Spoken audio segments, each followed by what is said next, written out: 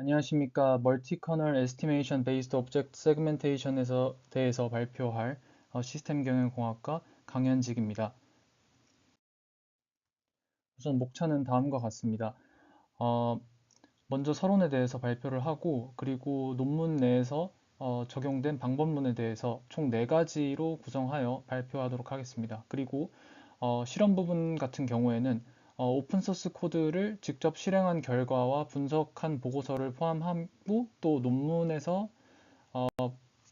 제안한 또 세팅값과 그리고 결과값에 대해서 분석해 보도록 하겠습니다. 그리고 마지막으로 결론으로 마무리 짓도록 하겠습니다. 먼저 서론입니다. 초해상도는 이미지 처리 분야에서 중요한 도전 과제로 연구적 측면뿐만 아니라 이미지 향상과 같은 실용적 응용 분야에서도 현재 주목받고 있습니다. 초해상도 프로세스의 목적은 손상된 저해상도 이미지를 원래 형태와 매우 유사한 고해상도 이미지로 복원하는 것입니다. 일반적으로 초해상도 연구에서는 저해상도 이미지는 블러 커널과 가산 노이즈의 영향을 받아 손상됩니다. 이때 해당 관계는 화면상의 수식으로 수학적으로 표현할 수 있습니다. 여기서 곱하기 표시는 컨볼루션을 의미하고 아래 방향 화살표는 다운샘플링을 N은 가산 노이즈를 의미합니다. 초해상도 방법은 일반적으로 논 블라인드 방식과 블라인드 방식으로 구분됩니다. 논 블라인드 SR 방법은 블러 커널이나 노이즈와 같은 손상 모델이 알려져 있거나 고정된 경우를 다루는데요. 이러한 방법들은 주로 대규모 학습 데이터에 의존하며 고해상도, 저해상도 쌍을 기반으로 초해상도 가정을 학습합니다. 딥러닝에 기반한 논 블라인드 초해상도 모델들은 고해상도 이미지를 저해상도 이미지로 매핑하는 데 탁월하지만 실제 환경에서 손상 형태가 학습 중 보았던 것과 다를 경우 성능이 급격히 저하되는 경향이 있습니다. 블라인드 초해상도 방법은 손상 모델이 알려지지 않은 복잡한 시나리오를 다룹니다. 이들은 사전 학습된 모델이나 고정된 손상 가정을 사용하지 않고 테스트 이미지 자체에서 손상 모델을 직접 추정합니다. 블라인드 SR 방법들은 종종 이미지 내에 존재하는 통계적 패턴을 활용하게 되는데, 이러한 패턴을 활용해 단일 입력이 마지막으로 초해상도를 수행할 수 있습니다. 이 과정은 싱글 이미지 슈퍼 레졸루션이라고도 불립니다. ZSSR, 즉 제로샷 슈퍼 레졸루션이란 개념은 CNN을 사용해서 저해상도 이미지를 고해상도 대응 이미지로 매핑하는 접근법을 통합한 것을 말하는데요. 이 방법은 다음과 같이 작동합니다. 먼저 저해상도 이미지를 비큐빅 인터폴레이션으로 다운스케일한 후 CNN을 학습하여 저해상도 이미지를 복원합니다. 학습된 네트워크는 이후 입력 로우 레졸루션 이미지에 적용되어 고해상도 이미지를 생성합니다. 제로샷 슈퍼 레졸루션은 특히 VDSR, EDSR과 같은 데이터 기반의 논블라인드 방법을 능가하는 성능을 보였습니다.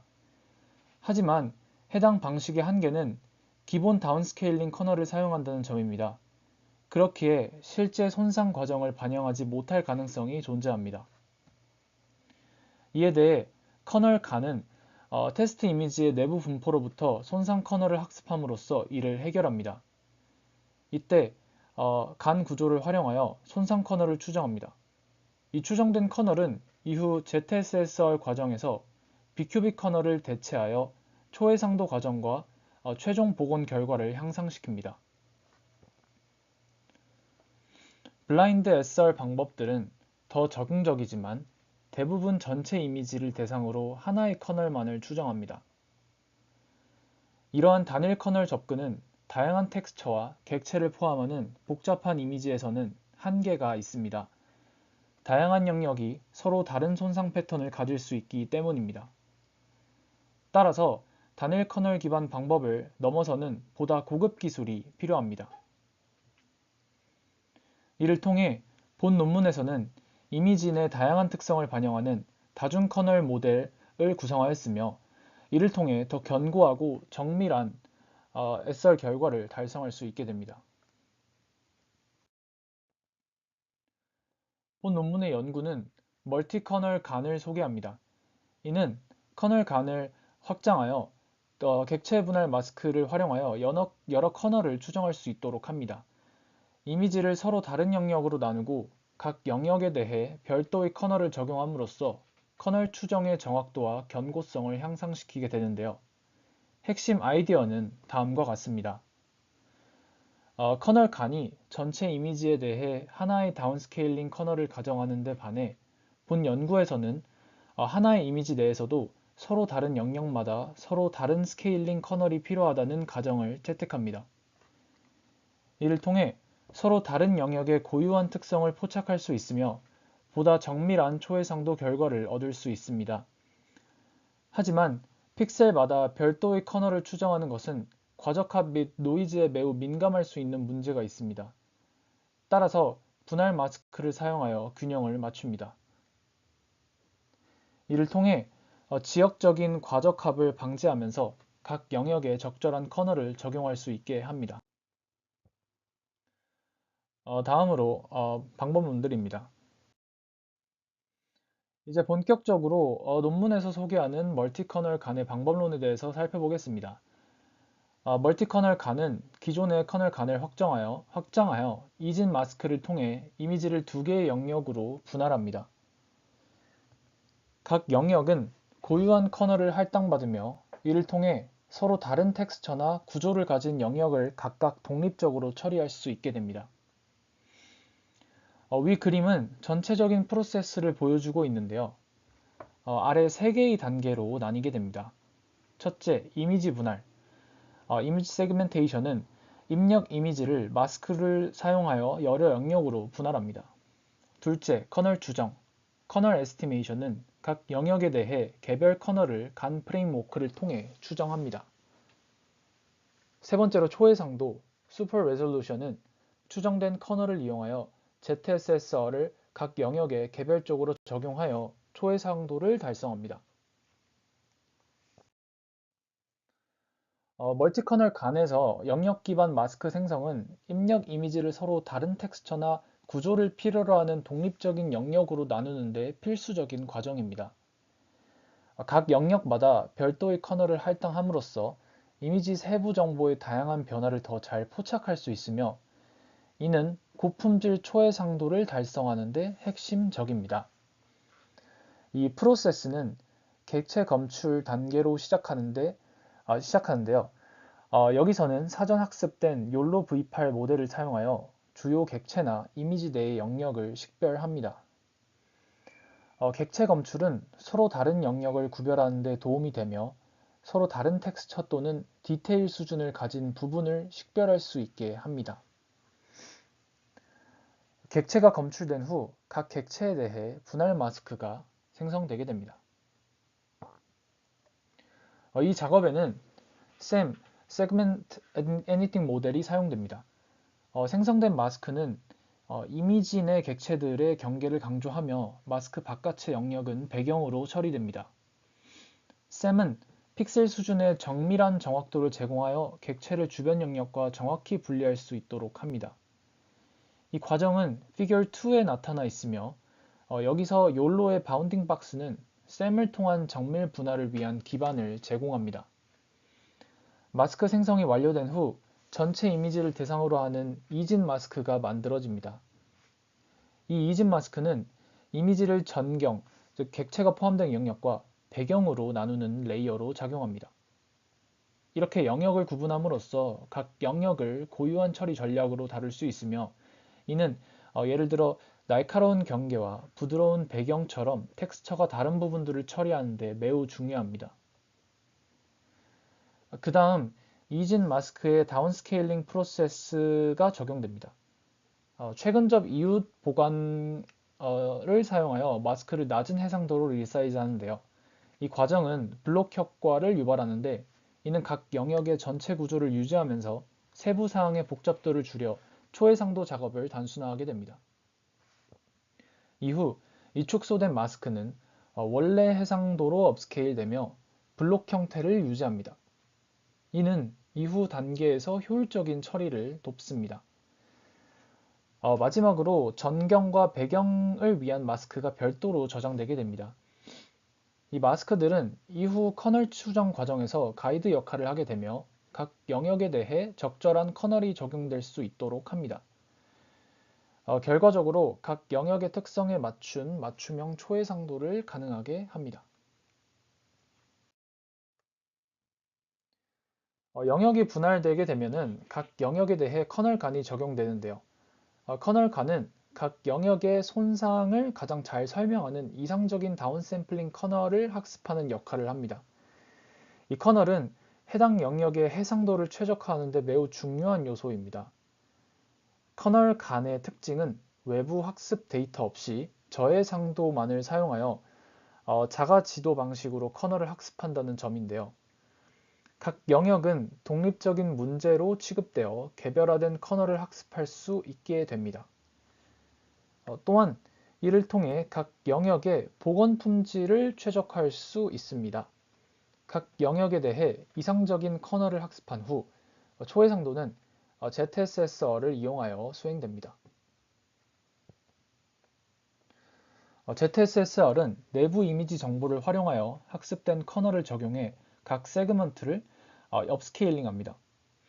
ZSSR의 특징은 초해상도 과정은 각 영역마다 개별적으로 수행된다는 점인데 이를 통해 이미지의 각 부분 특성을 보존할 수 있게 됩니다. 또한 ZSSR은 동일 영역 내 패치들 사이의 내부 자기 유사성을 활용하여 더 정밀한 세부 사항을 복원할 수 있게 됩니다. 각 영역에 대해 커널 간과 ZSSR을 합친 것을 적용한 후 초해상도된 영역들을 결합하여 최종 초해상도 이미지를 생성하게 됩니다. 재구성 과정은 SR된 각 영역들을 다시 합치는 과정인데 이 단계는 고해상도 패치들이 자연스럽게 통합되어 각 영역에서 학습된 디테일과 특성을 유지할 수 있게 하기에 매우 중요합니다. 종합해보면 멀티 커널 간 접근법은 서로 다른 커널과 업스케일링된 전략을 적용하여 영역마다 최적화된 초해상도를 수행할 수 있게 해줍니다. 이는 전체 이미지에 균일한 커널을 적용하는 기존 방법보다 더 정확하고 세밀한 결과를 만들어낸다는 장점이 있습니다. 결과적으로 복합적인 이질적 영역을 가진 이미지에서도 높은 품질의 복원이 가능하게 됩니다. 세그멘테이션을 진행하는 기존의 시도들은 다음과 같습니다. 먼저 패치 기반 고속 퓨리에 변환 접근법은 이미지 패치들의 주파수 표현을 계산하여 객체와 배경을 텍스처 특성에 따라 분할하게 됩니다. 그리고 FFT를 활용함으로써 고주파 텍스처와 저주파 영역을 구별할 수 있습니다. 이는 위 사진에 나타나 있는데요. 이는 FFT를 사용해 주파수 기반 마스크를 생성한 예시를 보여줍니다. 히스토그램은 주파수 값에 대한 분포를 보여주며 인계값을 기준으로 인계값 왼쪽은 마스크 A, 즉 배경, 그리고 오른쪽은 마스크 B, 즉 객체 영역으로 매핑되게 됩니다. 핵심 단계는 다음 세 가지로 이루어져 있는데 첫 번째 주파수 표현 생성에서는 각 이미지 패치에 대해 FFT를 계산하여 공간 도메인을 주파수 도메인으로 변환합니다. 이는 각 패치 내 텍스처 패턴에 대한 통찰을 제공합니다. 둘째, 스펙트럼 평균에서는 각 변환된 패치의 평균 스펙트럼 크기를 계산하여 주요 주파수 성분을 식별합니다. 그리고 세 번째 이진 마스크 생성에서는 각 패치의 평균 주파수에 기반하여 이진 마스크를 생성합니다. 높은 주파수를 가진 패치는 흰색으로 마스크 A의 표시가 되고 낮은 주파수 패치는 검은색으로 마스크 B에 표시가 됩니다. 말씀드린 이 접근법은 균일한 텍스처를 가진 간단한 이미지에서는 좋은 성능을 보였지만 복잡한 장면에서는 노이즈를 유발한다는 한계점이 있었습니다. 이를 해결하기 위해 블러 필터 적용, 이웃 연결성을 기반으로 작은 영역 제거와 같은 후처리 기법이 사용되었지만 이러한 수정에도 불구하고 정교한 객체 구조를 캡처하는 데 있어 결과 마스크의 정확성은 제한적이었습니다. 다음으로 로컬 주파수 기반 텍스처 분할 방식입니다. 이 분할 방법은 이미지 내의 고정보를 분석하기 위해 두 가지 다른 방법을 활용합니다. 그중 첫 번째는 엣지 및 윤곽선 검출입니다. 이 방법은 중요한 텍스처 변화가 발생하는 영역을 강조하는데요. 엣지 검출 기법을 적용하고 결과로 생성된 윤곽선을 정제함으로써 우리는 이미지 내 객체들의 세밀한 경계를 강조하는 마스크를 생성할 수 있습니다. 이 마스크는 엣지 강도와 텍스처 경계를 기반으로 이미지를 분할합니다. 결과적으로 뚜렷한 영역은 확장되고 작은 불필요한 특징들은 부드럽게 처리되어 제거됩니다.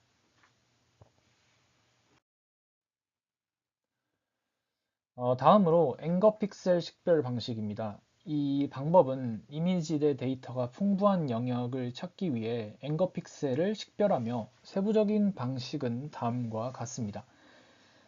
작은 이미지 패치들의 그레디언트 크기를 계산합니다.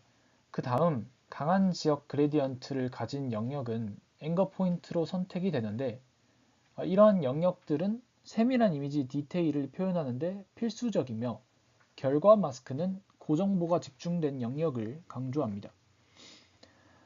아래의 사진은 앵거 픽셀 마스크를 나타낸 것인데 왼쪽에서 오른쪽 순서로 엣지 및 윤곽선 마스크 그리고 데이터가 풍부한 패치 기반으로 생성된 앵커 픽셀 마스크입니다. 앞서 언급한 두 방법은 장점이 존재하지만 실제 응용에서는 다음과 같은 심각한 제한이 있습니다. 너무 작고 잡음이 많은 마스크가 생성된다는 문제가 발견되었습니다. 많은 마스크 영역에서 이상한 색상의 경계선이 나타났고 이는 검출된 특징들의 크기가 너무 작아 발생한 문제들로 분석되었습니다. 그에 따라 마스크의 명확성과 정의가 부족하게 만들어졌습니다. 특히 마스크를 확장하여 이 문제를 완화하려고 하였지만 결과적으로 정보가 풍부하지 않은 영역까지 포함하는 부작용이 발생했습니다. 이는 분할의 전체 효과성을 저하시켰는데요. 그에 따라 기존의 이러한 방법들보다 더 강건한 기법이 필요합니다. 또한 잡음이나 아티팩트 없이 정교한 텍스처를 정확히 포착할 수 있어야 합니다.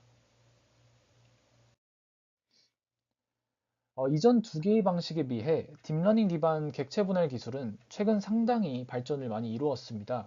처음에는 Region Based CNN이 사용되다 이후 더 발전된 디텍트론2와 샘으로 발전하였습니다. 그러나 이 접근법들에도 한계가 있었는데요. 먼저 RCNN과 Faster RCNN의 경우 속도 측면에서 두 모델 모두 특히 RCNN은 연산량이 많아 리얼타임이나 대규모 응용 면에서 너무 느렸습니다. 또한 정확성 측면에서는 생성된 바운딩 박스가 너무 조잡하여 세밀한 객체 디테일이나 복잡한 경계를 포착하는 데 실패하였습니다. 결론적으로 정확하고 픽셀 수준의 분할이 필요한 경우에는 부적합하였습니다. 그리고 디텍트론2는 속도와 정확성 면에서 Faster RCNN보다 상당히 개선이 되었지만 객체가 겹치거나 크기가 비슷한 객체들이 다수 존재할 때 경계가 정확하지 않거나 객체 분할이 불완전한 문제가 존재하였고 복잡하거나 혼잡한 환경에서는 마스크가 종종 부정확하거나 불완전하게 생성되었습니다. 결론적으로 디텍트론2는 초기 모델들보다 나았지만 복잡한 경계와 다수 객체가 있는 장면을 처리하는 데에는 한계가 존재하였습니다. 마지막으로 샘 모델은 픽셀 수준에서 정확한 마스크를 생성하는 능력으로 주목을 받았는데요.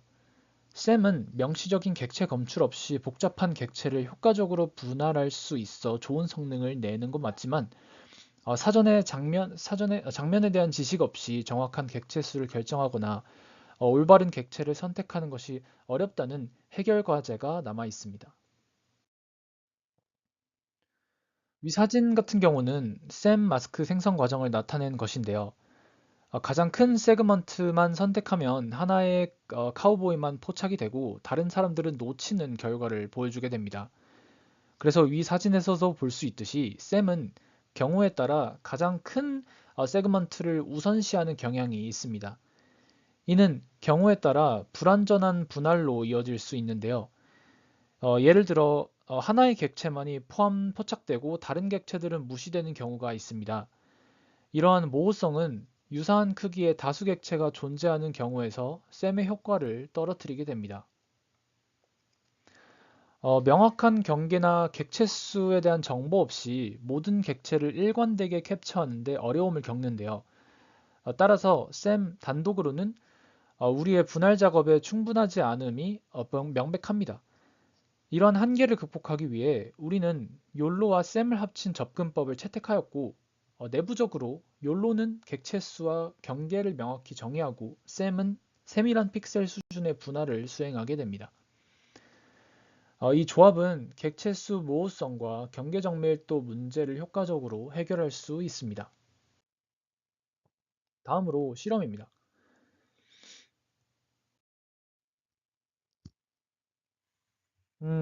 이 화면 같은 경우에는 논문에서 이제 공개한 오픈소스 코드를 가지고 직접 실행해 보고 실행한 결과로서 나온 부분을 이제 분석한 보고서에 해당하는데요.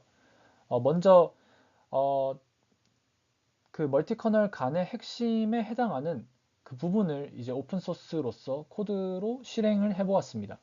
욜로 V8로 이제 객체를 찾고 셈으로 그 객체를 고해상도 수준으로 분할하여 마스크를 생성하는 부분에 해당하는데요. 단계로서 말씀을 드리자면 네 단계로 나뉘고, 첫째로 이제 욜로를 써서 바운딩 박스를 잡고 셈으로 박스 내부를 픽셀 단위로 세그멘테이션하고 배경 객체 마스크를 따로 생성한 뒤 이 마스크를 저장해서 이후 이제 커널 간이나 ZSSR에 넘길 준비를 하는 과정에 해당합니다. 따라서 이 오픈소스 코드 같은 경우에는 논문에서 실험한 데이터셋과 마스크 분리 구조를 재현하는 데 매우 중요한 역할을 수행한다고 볼 수 있습니다. 그래서 먼저 첫 번째로 본 코드를 보시면 이제 세그멘트 애니팅 모델 셈을 설치를 하고, 그리고 추가 패키지 설치로 세그멘테이션 시각화와 데이터 처리를 지원합니다. 또 욜로 V8 모델을 설치를 해서 객체 탐지를 가능하게 해줍니다. 다음 코드에서는 이미지 처리 및 딥러닝을 위한 필수 라이브러리를 임포트를 해주고요. 그리고 토치 쿠다 is available로 이제 GPU 사용 가능 여부를 확인하고, 그리고 울트라리틱스 체크로 욜로 환경 구성이 정상인지 검사를 해줍니다. 그리고 이제 셈 모델 가중치를 다운로드 받아줍니다. 그리고 나서 이제 셈 기반으로 프레딕터 객체를 초기화를 해주고 욜로 V8 모델을 로드해서 객체를 탐지할 준비를 해줍니다. 그리고 이후 셈을 이용한 세그멘테이션과 욜로를 이용한 디텍션을 모두 사용할 수 있게 세팅을 해줍니다. 그리고 나서 이제 마이 드라이브 안에 커널 간 마스크라는 폴더를 생성을 해주고, 그 안에 이제 이미지와 마스크 폴더를 직접 생성을 해준 다음에, 그리고 이미지 136 파일 안에 저해상도 사진 1개와 고해상도 사진 1개를 업로드해야 합니다. 그래서 저 같은 경우에는 어, 어, 새 사진을 이제 가져와서 저해상도 버전 하나와 고해상도 버전 하나를 만들어서 각각의 파일을 이제 업로드를 해서 이 오픈 소스 코드에 넣어서 실행을 해 보았습니다. 그래서 이 코드 같은 경우에는 이제 다양한 함수를 이제 정의를 한 부분인데요. 먼저 이제 create blocking mask 함수 같은 경우에는 이제 입력된 마스크를 리사이즈해서 블록처럼 보이게 만들고요. extract numbers from file name 같은 경우에는 파일명에서 숫자를 추출하고, extract largest component는 마스크에서 가장 큰 연결 영역만 추출하게 됩니다. 그리고 이 지금 create mask 함수 또한 만들어졌는데, 이제 욜로로 객체를 탐지하고 셈을 이용해 각 객체 영역을 정밀 세그멘테이션 해서 바이너리 마스크를 만들게 됩니다. 그리고 모든 객체 마스크를 하나로 합쳐서 최종 컴바인드 마스크를 생성을 하고요.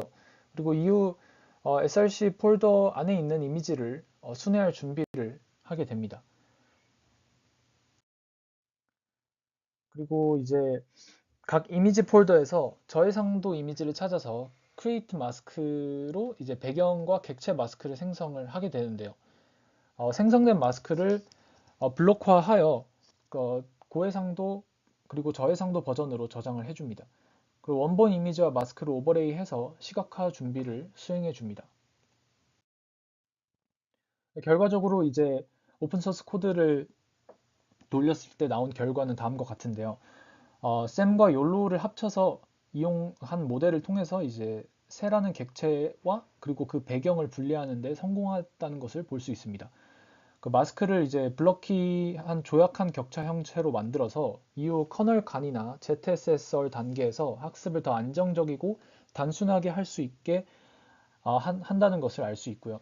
그리고 이렇게 나눈 배경 객체를 각각 따로 초해상화할 수 있도록 준비를 했다는 것을 알 수 있습니다. 이 같은 이제 결과는 결국 이제 멀티 커널 간의 파이프라인의 핵심 인프라를 구축했다고 말할 수 있겠습니다. 이제 논문에서 진행한 실험에 대해서 이제 본격적으로 좀 설명을 해 드릴 텐데요.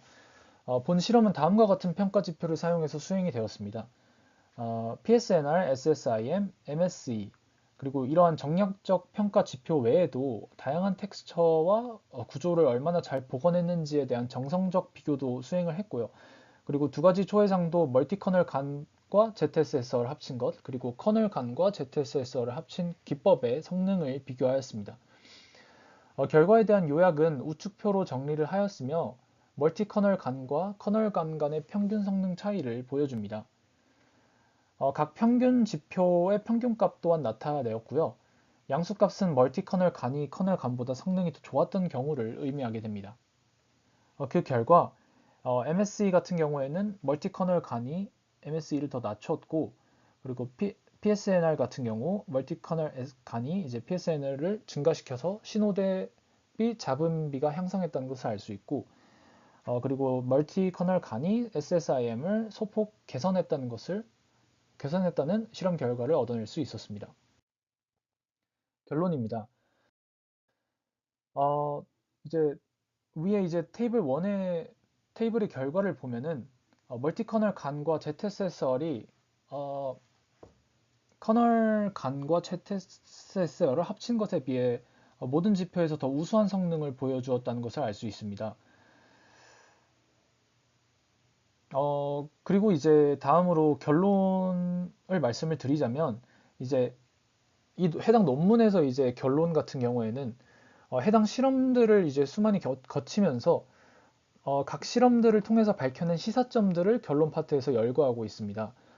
먼저 객체 텍스트 제약으로 커널 간은 높은 텍스처 복잡성이나 빠른 색상 변화를 가진 객체들을 인식할 경우 불안정하거나 부정확한 커널을 생성하는 경향이 있습니다. 그에 따라 오히려 다중 커널 기반이 단일 커널 기반보다 불안정할 수 있다는 결론이 나왔습니다. 아래 텍스처가 복잡한 털을 가진 다람쥐 사진을 보시면 보단 단일 커널이 보다 더 좋은 성능을 낸다는 사실을 볼 수 있습니다. 따라서 이 실험 결과는 해당 결론 1번 시사점을 이제 뒷받침한다고 할 수 있습니다. 두 번째로 분할 크기 제한입니다. 본 접근법의 중요한 한계 중 하나는 각 분할된 영역이 일정 크기 이상이어야 한다는 점인데요. 커널 간과 ZSSR이 효과적으로 학습하기 위해서는 각 세그먼트가 충분히 커서 의미 있는 학습할 영역을 제공해야 합니다. 만약 분할된 영역이 너무 작으면 이러한 알고리즘의 기본 원칙이 제대로 작동하지 않게 됩니다. 그리고 마지막으로 이상적인 사용 사례를 설명하고 마치겠습니다. 본 논문에서 제안한 방식은 다음과 같은 경우에 오히려 열등한 성능을 내는데요. 명확한 경계와 배경을 가진 구별되는 객체가 있는 이미지에서는 잘 작동하지만 객체 경계가 명확하지 않거나 텍스처가 너무 복잡한, 즉 아까 보았던 다람쥐 같은 경우에는 성능이 떨어지며, 이러한 제약들은 다중 커널 추정 접근법의 광범위한 적용 가능성을 제한한다고 볼 수 있습니다.